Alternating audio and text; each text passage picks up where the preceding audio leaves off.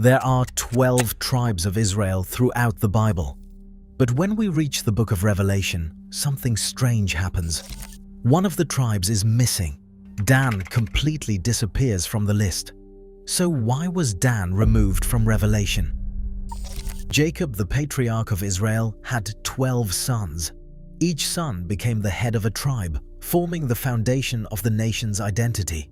Dan was born to Bilhah, Rachel's maidservant, and was Jacob's fifth son. The book of Genesis describes Dan's birth with careful detail.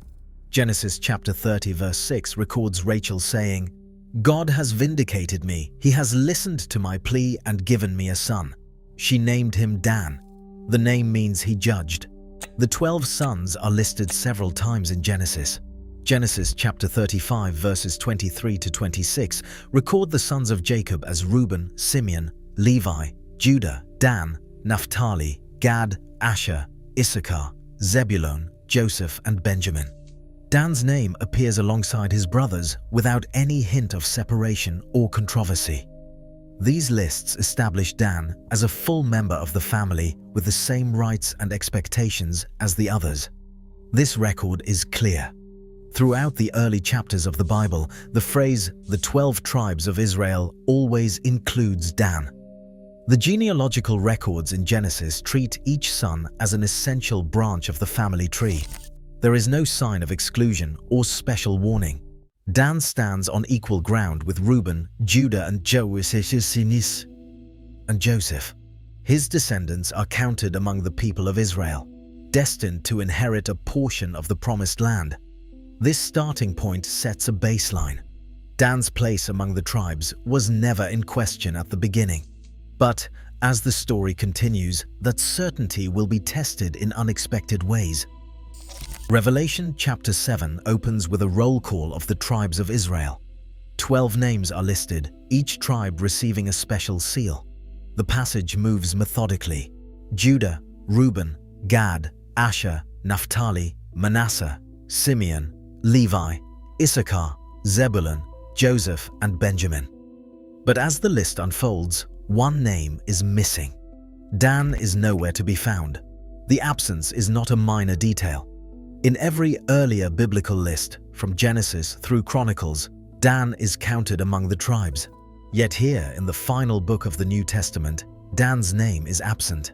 Instead, the list includes Manasseh, a son of Joseph, and Levi, the priestly tribe usually left out of land allotments. Joseph himself appears, but his other son, Ephraim, is folded under Joseph's name. The effect is subtle, but unmistakable. The number 12 is preserved, but the cast of characters has changed. The omission of Dan stands out all the more because the book of Revelation is careful with numbers and symbols. Each tribe receives an equal portion, 12,000 sealed from each, making up the famous 144,000. But Dan's slot is filled by Manasseh, and Levi is restored to the list. No explanation is given in the text. The silence is striking, especially for readers who know Dan's history. For anyone familiar with the Old Testament, this moment lands like a puzzle piece that does not fit. Why would the tribe of Dan, once so integral, be left out of this prophetic vision?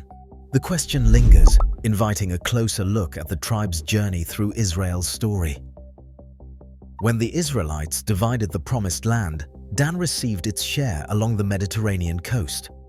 Joshua chapter 19 lists the territory stretching from Zorah and Eshtaol in the hills, down toward Aijalon, and out to the sea. The cities included Gath-Rimmon, Elon, and Ir-Shemesh.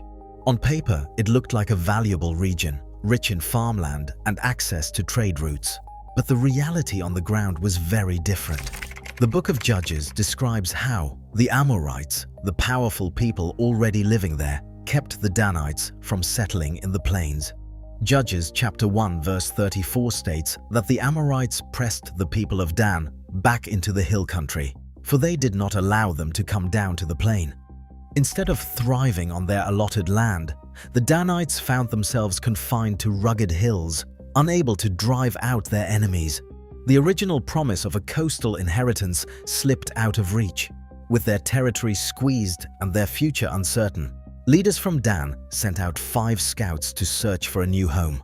Judges chapter 18 tells how these scouts traveled north, eventually discovering the peaceful city of Laish. The Danite warriors later attacked Laish, captured it, and renamed it Dan after their ancestor.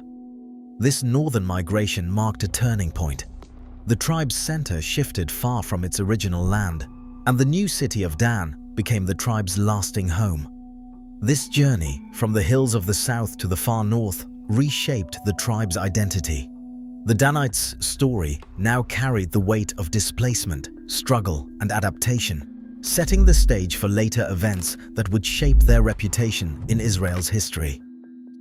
Some biblical interpreters suggest that the roots of Dan's omission in the book of Revelation can be traced to the tribe's involvement with idolatry.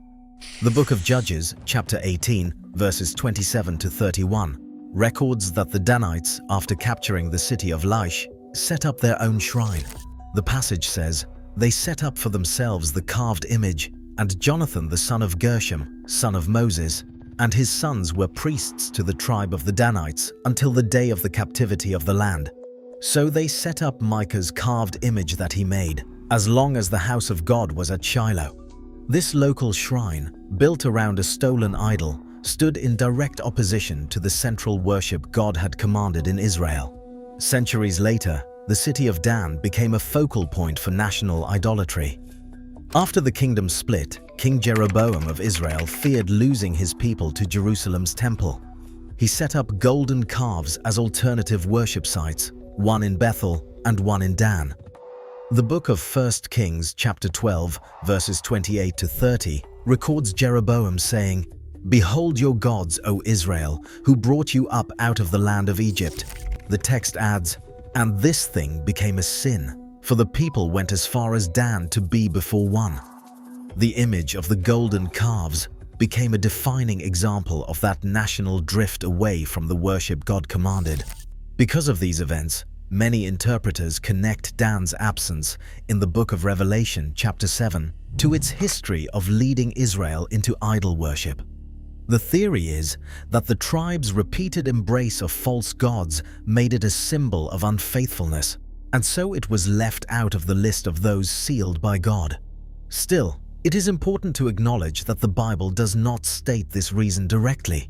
Other explanations have been proposed, including manuscript differences and symbolic numerology, but the most widely cited view centers on Dan's legacy of idolatry.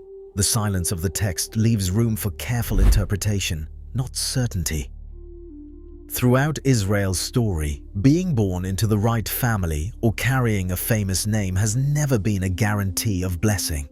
Again and again, the Bible returns to a deeper question: what does it mean to be faithful to God? The story of the tribe of Dan invites a closer look at this theme. Dan began with every advantage, named among the sons of Jacob, counted in every early list, and promised a share in the land. Yet as the years passed, the tribe's choices began to matter more than its origins. Their journey north, the setting up of their own shrine, and their role in Israel's later idol worship became part of their legacy. Scripture often draws a line between outward identity and inward faithfulness. In Deuteronomy, Moses warns the people that blessing comes with obedience, not just ancestry. The prophets echo this message, calling Israel to return to God with their hearts, not just their names. Even in the New Testament, Paul writes in Romans 9 that not all who are descended from Israel belong to Israel, pointing to a spiritual reality beyond family lines. The omission of Dan in Revelation's list is never explained outright. But the pattern in the Bible is clear. God values loyalty and obedience over birthright. The story of Dan stands as a reminder that what matters most is not where you begin, but how you walk with God. In the end, the lists and lineages serve a bigger purpose. They point to the importance of faithfulness, both for individuals and for the people of God as a whole. Dan's omission still sparks debate, but the real takeaway is clear. Scripture places faithfulness and loyalty at the center of God's story. That challenge remains just as relevant today. Our choices matter, If you liked this video, please make sure to like and subscribe.